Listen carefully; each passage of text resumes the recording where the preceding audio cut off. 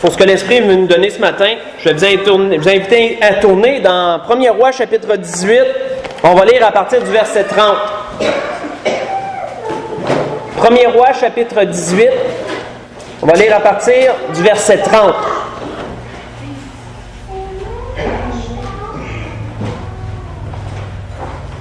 Je crois que comme à toutes les fois que Dieu a quelque chose à dire, on doit porter attention. Et je crois que c'est une belle révélation que l'Esprit veut nous donner ce matin pour les besoins que chacun a. Donc, on va lire la situation que vous avez déjà lue, qu'on connaît. On va la relire attentivement. On va voir l'Esprit veut nous conduire avec cela. Pour vous mettre dans le contexte, on est au temps des rois. On est dépassé le temps du roi Salomon. Les royaumes sont divisés. On est dans le temps des rois d'Israël et de Juda. Nous voyons ici un peuple qui s'est éloigné de Dieu vers l'idolâtrie à cause d'Achab et de sa femme Jézabel. Nous voyons ici un prophète du nom d'Élie qui veut ramener le peuple vers leur Dieu, qui veut ramener le cœur de ce peuple vers l'Éternel. Nous voyons qu'il a fait rassembler tous les prophètes de Baal et d'Astarté au mont du Carmel. Et il a fait également réunir le peuple. Et là, il s'adresse au peuple. À partir du verset 30, il dit... Parce que là, juste avant ça, il a été proposé une épreuve pour savoir quel était le vrai Dieu. Qui était le vrai Dieu? Est-ce que c'est Baal ou est-ce que c'est l'Éternel? Et là, les prophètes de Baal et d'Astarté ont essayé d'invoquer leur Dieu, qui n'a eu aucune réponse. Élie leur a laissé le temps de commencer. Et là, par la suite, c'est Élie qui parle au peuple et dit, à partir du verset 30, Élie dit alors au peuple, « Approchez-vous de moi. » Et tout le peuple s'approcha de lui. Et notons ce qu'Élie fait. Élie rétablit l'autel de l'Éternel qui avait été renversé, puisqu'il s'était attardé vers l'idolâtrie, qu'il s'était détourné de Dieu. Bien, son autel, autrement dit l'endroit où les holocaustes et les sacrifices étaient offerts, avait été renversé. Elle avait été, sans dire détruite totalement, elle avait été renversée. Comme on n'a plus besoin de ça. Un peu dans ce sens-là. Et donc, Élie rétablit cet autel, il la relève. Par la suite, il prend 12 pierres d'après le nombre des tribus des fils de Jacob, auxquels l'Éternel avait dit, « Israël sera ton nom. » Et il bâtit avec ces pierres un autel au nom de l'Éternel. Comprenons qu'il relève premièrement la base de l'autel, prend les 12 pierres et complète l'autel avec les 12 pierres qui ont été prises d'après le nombre des tribus. Ensuite, il est dit... Et il bâtit avec ses pierres un autel au nom de l'Éternel. Il fit autour de l'autel un fossé de la capacité de 2 mesures de semences. Il arrangea le bois, coupa le taureau par morceaux, le plaça sur le bois. Et il dit, remplissez d'eau 4 cruches, versez-les sur l'holocauste et sur le bois. Il dit, faites-le une seconde fois. Et ils le firent une seconde fois. Il dit, faites-le une 3e fois. Et ils le firent une 3e fois. L'eau coula autour de l'autel et ils ont rempli aussi d'eau le fossé. Au moment de la présentation de l'offrande, Élie le prophète s'avança et dit, « Éternel, Dieu d'Abraham, d'Isaac et d'Israël, que l'on sache aujourd'hui que tu es Dieu en Israël, que je suis ton serviteur et que j'ai fait toutes ces choses par ta parole. Réponds-moi, Éternel, réponds-moi, afin que ce peuple reconnaisse que c'est toi, l'Éternel, qui est Dieu, et que c'est toi qui ramènes leur cœur. » Et le feu de l'Éternel tomba, autrement dit, le feu du ciel tombe sur la terre, et il consuma l'holocauste, le bois, les pierres, la terre, et il absorba l'eau qui était dans le fossé. Et tout le peuple vit cela.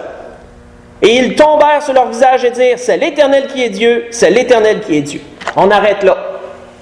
Notons premièrement, frères et sœurs, que la procédure qu'Élie a suivie était structurée et ça nous parle, ça.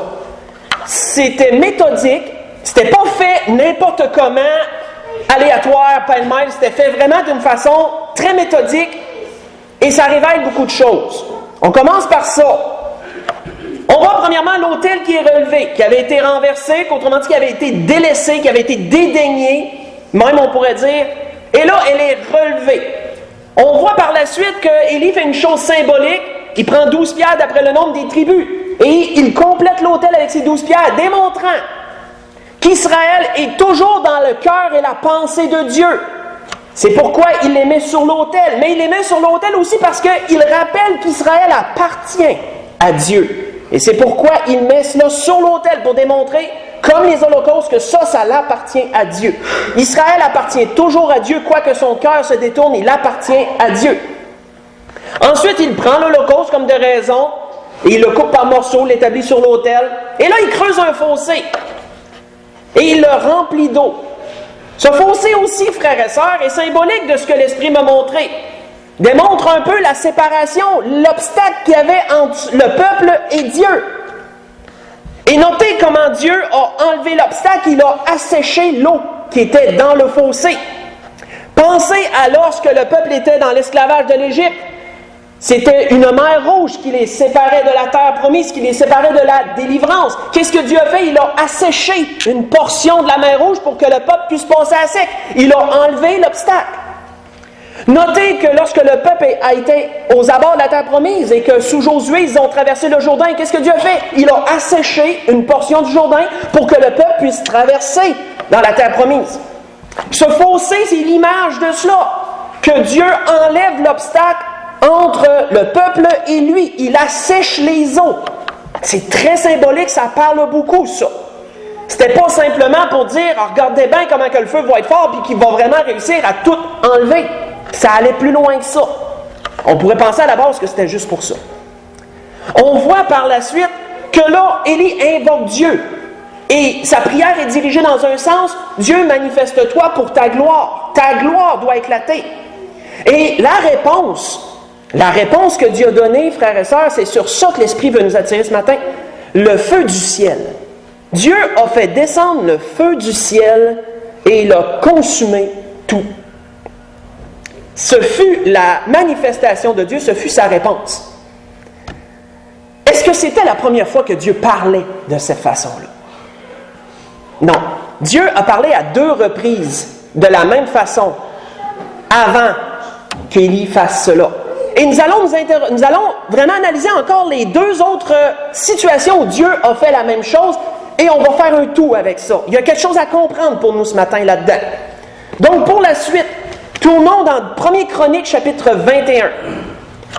Le premier à qui il est répertorié que Dieu a répondu de cette façon-là spécifiquement.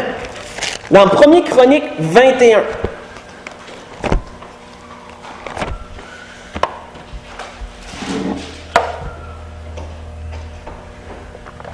Bien sûr qu'on va reconnaître, le premier homme, c'est David. David fut le premier mentionné selon les Écritures. Y en a-t-il eu avant? Je ne le sais pas. Je me fie à ce que les Écritures disent. Le premier qui a été répondu de cette façon-là, ce fut David. Quand? Lorsque David avait péché en dénombrant le peuple d'Israël et que là, Dieu lui avait proposé 3 fléaux. David avait choisi la peste pendant 3 jours, pensant, je ne sais pas s'il pensait que ça allait être moins pire, peu importe. Peut-être qu'il s'est dit 3 jours, c'est moins long que 3 mois ou les autres précédents. Il a choisi la peste pendant 3 jours. Et là, nous voyons que plusieurs du peuple, je pense c'est 70 000 qui est mentionné, mais avancez-vous pas sur le nombre, je ne suis pas sûr. Vous pourrez peut-être le lire si vous le lisez au complet. Mais un grand nombre du peuple s'est mis à mourir de la peste.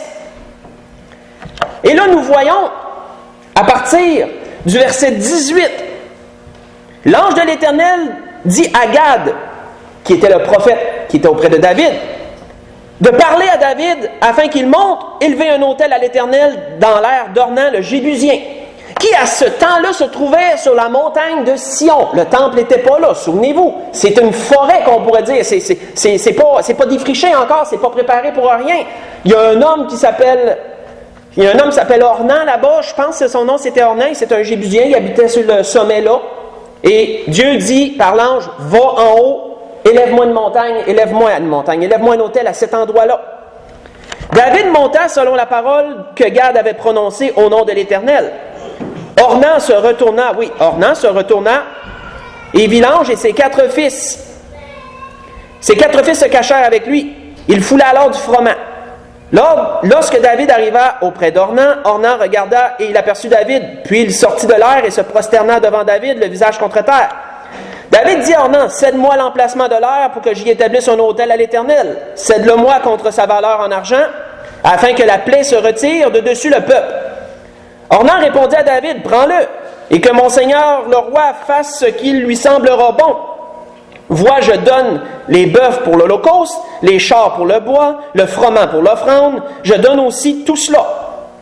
Mais le roi David, dit à Ornan, non, je veux l'acheter contre sa valeur en argent, car je ne présenterai point à l'Éternel ce qui est à toi, et je n'offrirai point un holocauste qui me coûte rien. Ça, là, moi, ça me parle toujours quand je lis ça. Comment que lorsqu'on offre quelque chose à Dieu, ça doit nous coûter quelque chose. Si ça nous coûte rien, c'est un restant, autrement dit. Et les restants, Dieu n'aime pas tellement ça, comme personne n'aimerait recevoir les restants de quelqu'un d'autre.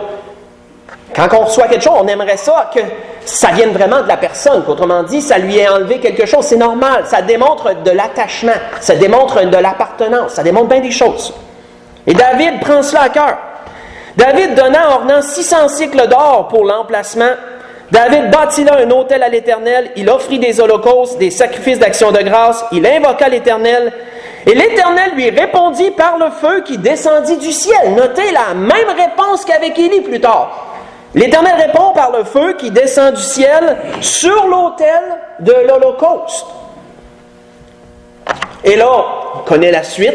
À partir de ce temps-là, on voit que l'Éternel commande à l'ange de retirer son épée et que la plaie s'arrête sur le peuple, etc., etc. Et David continue à aller à cet endroit-là pour offrir des sacrifices à l'Éternel parce qu'il reconnaît que l'endroit est pour une raison spécifique puisque Dieu a commandé d'aller là. Donc, on connaît la suite un peu de cela. Mais notons, frères et sœurs, encore la même procédure. Notez-le et pensez à ce qu'on a lu en introduction. Un autel qui doit être érigé. Un sacrifice qui doit être fait. Une prière qui doit être adressée. Et quelle est la réponse? Le feu qui descend du ciel et consume.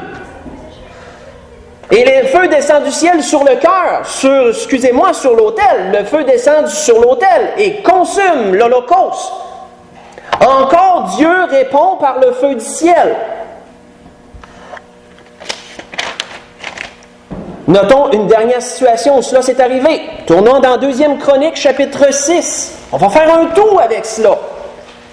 Avançons dans 2 Chroniques, chapitre 6. On se déplace légèrement, cette fois-ci, au temps de Salomon. 2 Chroniques, chapitre 6.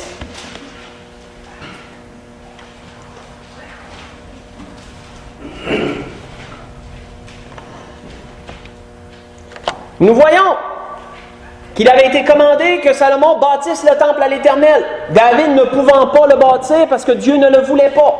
David réunit les matériaux, il s'arrange pour que tout soit prêt. Ensuite, Salomon prend le pas sur ce que David, son père, a fait et construit le temple de l'Éternel. Nous voyons qu'il établit l'autel d'airain pour les sacrifices. Il établit absolument tout. Tout est prêt. Il est dit, dans 2 Chroniques, chapitre 6, on va lire premièrement le verset 12 et le verset 13, où que pour la dédicace de ce temple, la consécration qu'on pourrait dire, Salomon se plaça devant l'autel de l'Éternel en face de toute l'assemblée d'Israël et il étendit ses mains.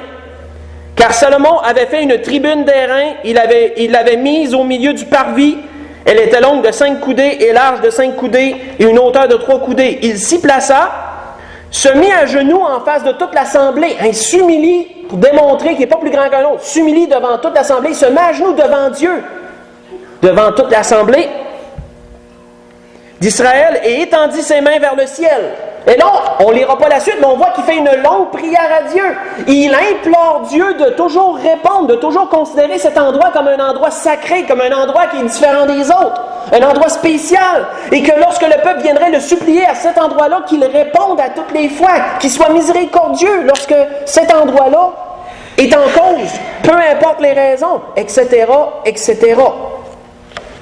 Nous voyons qu'après sa grande prière, chapitre 7, verset 1,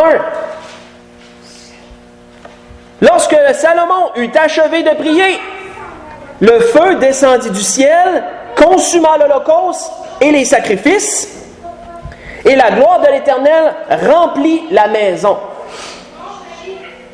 Les sacrificateurs ne pouvaient entrer dans la maison de l'Éternel, car la gloire de l'Éternel remplissait la maison de l'Éternel.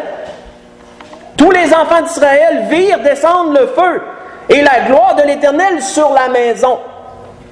Ils s'inclinèrent le visage contre terre sur le pavé, adorèrent, louèrent l'Éternel en disant « Car il est bon, et sa miséricorde dure à toujours. On va arrêter là. Donc, frères et sœurs, voici les 3 situations où il nous est mentionné spécifiquement que Dieu répondit par le feu du ciel, et notez que les procédures sont toujours les mêmes. Il y a des leçons qu'on doit tirer de cela. Premièrement, quoi? Première leçon qu'on doit en tirer, le feu du ciel, c'est la réponse de Dieu. C'est la manifestation que c'est Dieu qui répond et non un autre. C'est un peu comme le sceau d'un roi pour approuver une missive dans les temps passés. Le sceau ne pouvait pas être, comment je pourrais dire, c'était le sceau d'un roi spécifique, il l'estampait, ça venait de lui. Le feu du ciel, ça ne vient pas d'un autre. Si le feu descend du ciel, c'est Dieu qui approuve. C'est Dieu qui permet, du moins, ces choses. Dieu répondit de cette façon. On peut comprendre, frères et sœurs, et là j'ouvre une parenthèse, parce que la Bible mentionne 2 autres endroits où le feu du ciel est descendu, mais pas pour les mêmes raisons. Et c'est une parenthèse que je vais ouvrir et refermer pour démontrer à quel point Satan peut semer la confusion parfois. Quand on considère Job, quand on considère comment Job se posait des questions, puis on se demande pourquoi il se pose tant de questions, pourquoi il pense que c'est Dieu qui le persécute, on peut trouver une partie de réponse quand on lit dans le chapitre 1 les fléaux qui se sont abattus sur lui et sur ses biens. Il nous est mentionné qu'un des fléaux qui s'est abattu sur ses biens, c'est que ses serviteurs ont vu le feu descendre du ciel et consumer ses animaux. C'est l'un des fléaux que vous pouvez lire dans Job 1, le verset 16 spécifiquement. Job, ayant vu ce fléau-là, qui normalement est associé aux réponses de Dieu, peut se demander, peut se poser des questions, peut comprendre que ça a dû l'apporter dans une certaine confusion. Notez que, après l'enlèvement de l'Église, lorsqu'il y aura la grande tribulation, la Bible nous dit que cet endroit-là, ce temps-là, et on l'a mentionné dernièrement, ce sera un temps de tentation pour les nations, un temps d'aveuglement, un temps de tentation. Et des signes, le signe que le faux prophète pourra faire à ce moment-là pour séduire les nations, il nous est mentionné dans l'Apocalypse qu'il fera descendre le feu du ciel à la vue de tous. Apocalypse chapitre 13, verset 13. Et normalement, les signes sont associés à Dieu seul. Donc on peut comprendre que ça va amener une grande confusion parmi les gens. Que Dieu permette que sa réponse soit copiée de cette façon-là, il y a des raisons. Mais je referme cette parenthèse. Simplement noter pourquoi parfois certains ont été confus et ou seront confus. Le feu du ciel est associé à Dieu. On revient à notre exemple spécifique. Dans les 3 qu'on a vus, ça veut dire quoi? C'est la réponse de Dieu. C'est la réponse, et notez que c'est l'approbation aussi. C'est pas juste une réponse neutre. Ça veut dire que Dieu approuve qu'est-ce qui a été fait. Ça veut dire ça.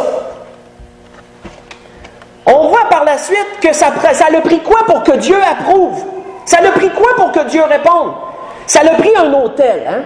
Ça a pris un autel. Dans les 3 cas, ça a pris un autel. Un autel qui était consacré uniquement à Dieu et non à n'importe qui d'autre. Uniquement à Dieu. Ça a pris ça.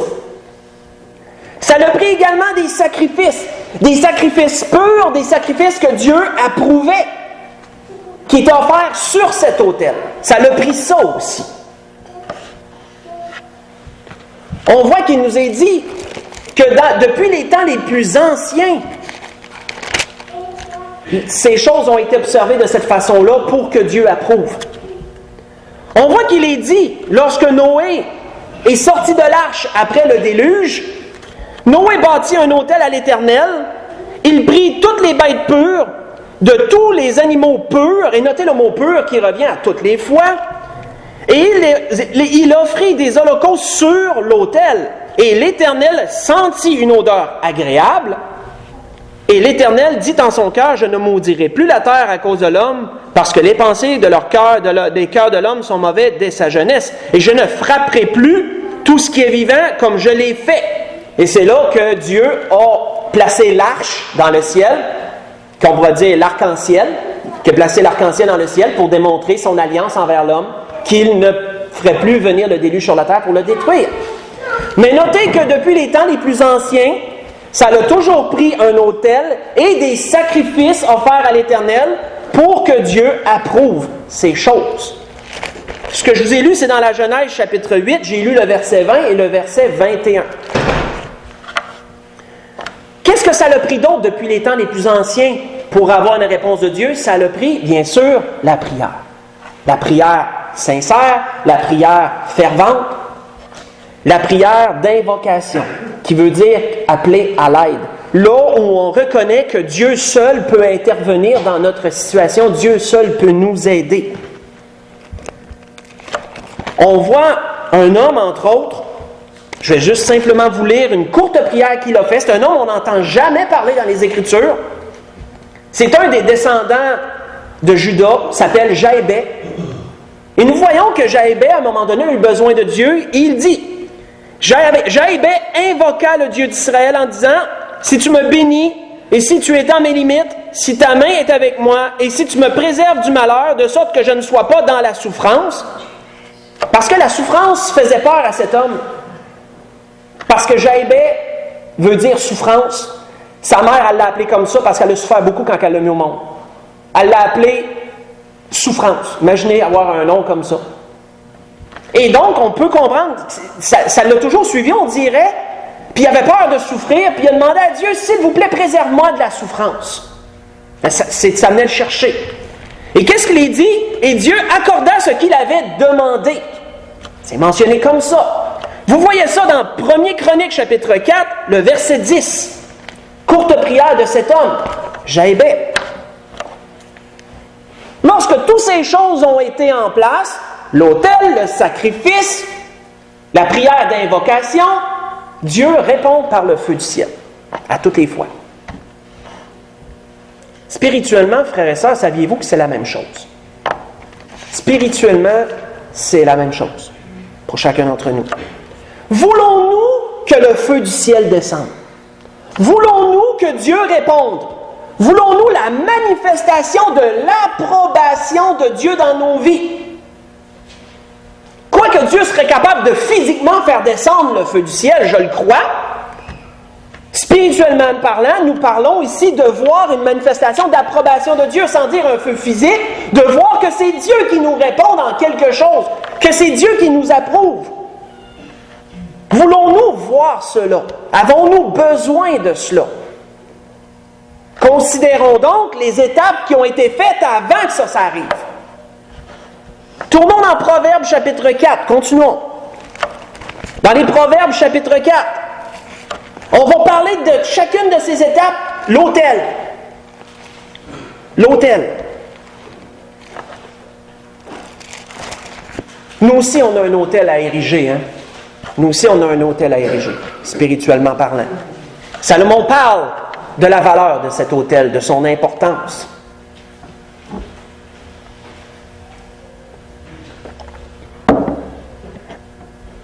Il est mentionné dans Proverbe chapitre 4 à partir du verset 20. « Mon fils, sois attentif à mes paroles et prête l'oreille à mes discours, qu'ils ne s'éloignent pas de tes yeux et garde-les dans le fond de ton cœur. Car c'est la vie pour ceux qui les trouvent, c'est la santé pour tout leur corps. Garde ton cœur plus que toute autre chose, car de lui viennent les sources de la vie. » On va arrêter là. Saviez-vous, frères et sœurs, que l'autel, spirituellement, c'est notre cœur. L'autel de Dieu, spirituellement, c'est notre cœur. Notez que depuis les temps les plus anciens, les Écritures nous enseignent que c'est du cœur que viennent toutes choses. Comme le Seigneur lui-même l'avait dit, hein? Les méchancetés viennent du cœur, mais les bonnes choses viennent du cœur. Tout part du cœur. D'une façon imagée, le cœur, c'est le plus profond, c'est l'endroit le plus profond de l'être humain. De ce qu'on peut comprendre. C'est de là que naissent les sentiments, c'est de là que naissent les émotions. Tout part du cœur, et je ne parle pas du cœur physique, que vous savez où il se trouve à peu près, là. Spirituellement parlant. Le cœur, c'est le centre de tout, c'est le centre des émotions, tout part du cœur. Les pensées partent du cœur, les émotions partent du cœur. Les actions vont découler de ce qui est dans le cœur. Le Seigneur en avait mentionné ça. Tout part du cœur. Et comprenons que le cœur, c'est l'autel sur lequel toutes choses sont offertes. Amen. Mais, en quel état est-il, cet autel? Est-il renversé? Quel état a cet autel? A-t-il besoin d'être relevé comme Élie a fait? Parce qu'il est dégradé? A-t-il besoin d'être, comment je pourrais dire, en place comme au temps de David pour la miséricorde? Y a-t-il besoin? Y a-t-il une raison spécifique? Doit-on se repentir? Doit-on implorer la miséricorde de Dieu? Doit-il être érigé pour une raison spécifique, cet autel? A-t-il besoin d'être consacré? Ou l'est-il déjà? Comme au temps de Salomon, où l'autel a dû être consacré à l'Éternel.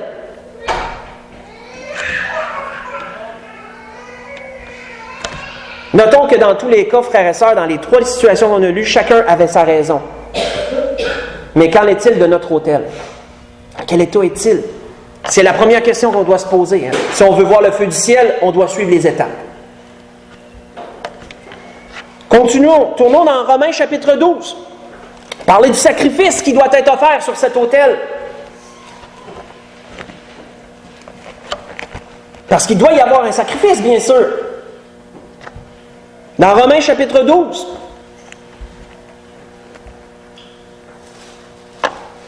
Vous avez lu souvent à cet endroit-là, vous le savez quel est le sacrifice. Romains chapitre 12, versets 1 et 2, l'apôtre Paul disait: « Je vous exhorte donc, frères, par les compassions de Dieu, à offrir vos corps comme un sacrifice vivant, saint, agréable à Dieu, ce qui sera de votre part un culte raisonnable. » Dieu n'en demande pas plus, mais Dieu n'en demande pas moins non plus. Il n'en demande pas plus, mais il n'en demande pas moins. Ne vous conformez pas au siècle présent, mais soyez transformés par le renouvellement de l'intelligence. Si vous voulez que le sacrifice soit agréable, ne marchez pas selon le monde, ne vous conformez pas au siècle présent. Parce que le sacrifice sera impur à ce moment-là, ne sera pas pur. Revenez à ce que Noé a mentionné, ce qui a été mentionné dans la Genèse, hein? Des animaux purs pour un sacrifice agréable. Soyez transformés par le renouvellement de l'intelligence afin que vous discerniez quelle est la volonté de Dieu, ce qui est bon, ce qui est agréable et ce qui est parfait, mentionnait l'apôtre Paul. Quel est l'état de notre sacrifice, frères et sœurs?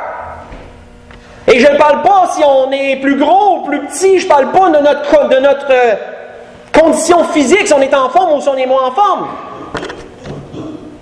Je parle de temps, je parle de tout ce que Dieu approuve, ce que Dieu veut.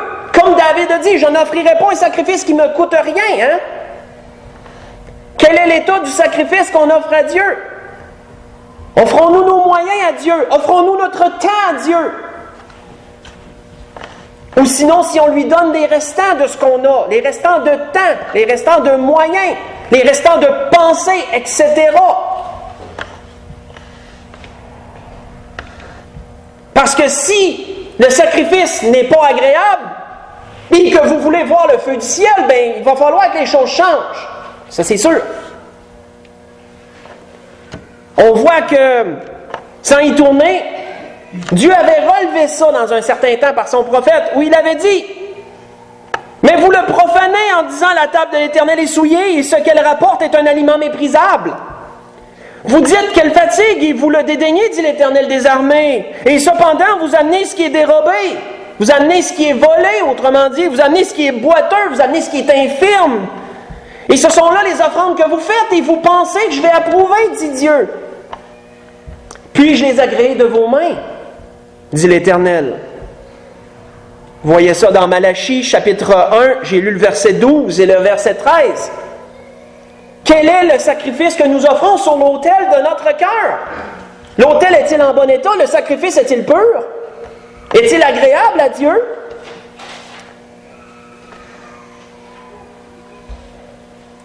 La prière.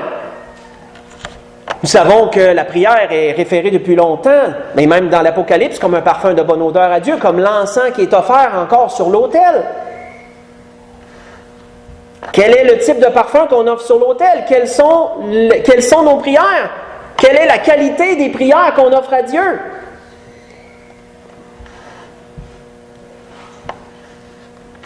Pour conclure, tournons dans Éphésiens chapitre 6 sur cela.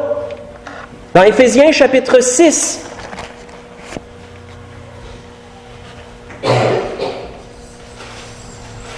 On va voir ce que l'apôtre avait dit. L'apôtre Paul avait dit, après avoir parlé de l'armure du chrétien, il avait mentionné une chose importante après avoir parlé de cette armure. Verset 19, Éphésiens chapitre 6. Oui, Éphésiens chapitre 6, verset 18. Excusez-moi si j'ai dit 19, 18. Ou après avoir mentionné ces choses, l'apôtre Paul a dit, faites en tout temps, et pas n'importe comment, par l'Esprit. Faites en tout temps, par l'Esprit, toutes sortes de prières. Toutes sortes de prières et de supplications. Souvenez-vous qu'après l'autel, après le sacrifice, il y a toujours eu l'invocation, la prière d'invocation à Dieu. Réponds, mon Dieu, réponds, Dieu des cieux. Approuve. Montre-nous que tu approuves. Veillez à cela avec une entière persévérance. Faites-le pas juste une journée en pensant que ça va être réglé. Veillez à cela avec une entière persévérance. Et l'apôtre Paul dit, priez pour tous les saints. Priez pour nos frères et nos sœurs, etc. Pour qu'eux aussi voient les mêmes choses. Et si nous suivons l'ordre des choses, il n'y a aucune raison que le résultat ne soit pas le même que les temps anciens. Il n'y a aucune raison que nous ne voyions pas le feu du ciel, l'approbation de Dieu, la réponse de Dieu que nous avons besoin. Il n'y a aucune raison qu'elle ne soit pas là. Dieu reste un Dieu fidèle. Dieu fonctionne toujours de la même façon. Ne change pas. C'était ce que l'Esprit voulait nous donner ce matin. On a vu 3 exemples où Dieu a répondu par le feu du ciel. On a vu quelles étaient les étapes. C'était pas tout pêle-mêle, il y avait des raisons. On relève l'autel. On offre le sacrifice agréable, on prie, on invoque Dieu, et le feu du ciel descend. Dieu approuve. Et spirituellement parlant, c'est la même chose. L'autel, c'est notre cœur. Dans quel état est-il? Et surtout que l'apôtre Paul disait aux Éphésiens que Dieu habite dans nos cœurs, que Christ habite dans nos cœurs par la foi. Éphésiens chapitre 3, vous pourrez le retrouver dans cet endroit-là. Éphésiens chapitre 3. Que Christ habite dans nos cœurs par la foi.